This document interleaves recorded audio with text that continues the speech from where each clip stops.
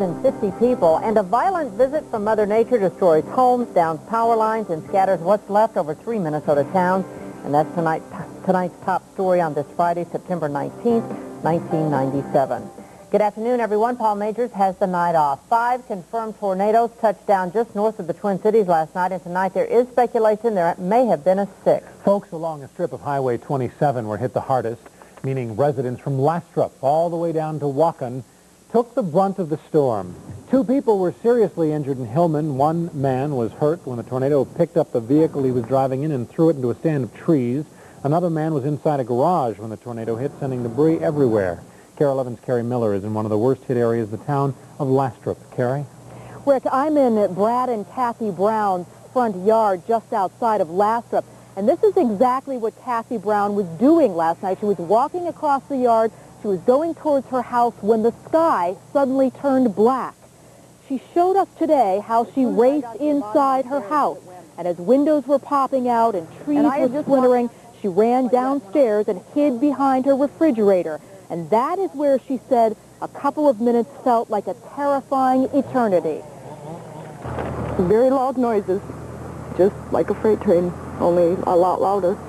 And then I peeked around the corner of the refrigerator and I seen part of my father-in-law's barn go flying by the window. It was horrible.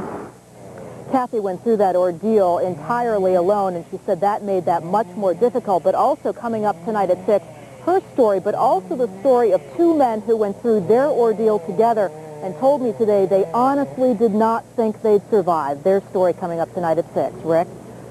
All right. Thank you, Carrie. The storm also brought out plenty of stories of survival. KARE 11's Lauren Glassberg continues our team report on one family devastated by Mother Nature's power, but now ready to rebuild.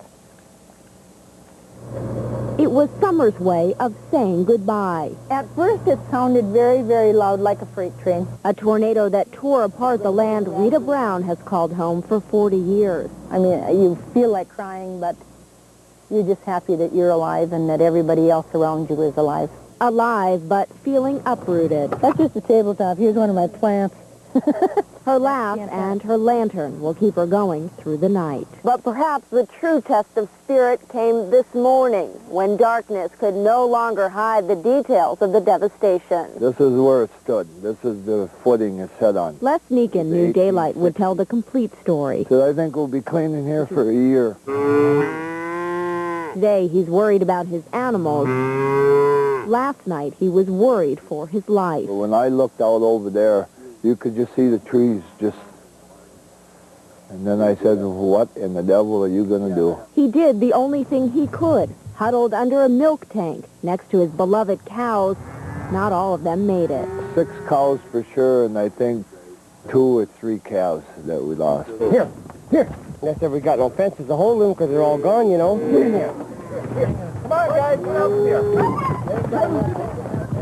Fences and pens will need to be repaired, equipment replaced. Well, I'd say that's, what, 400 or 500 feet at least from where that wind picked that up and took it.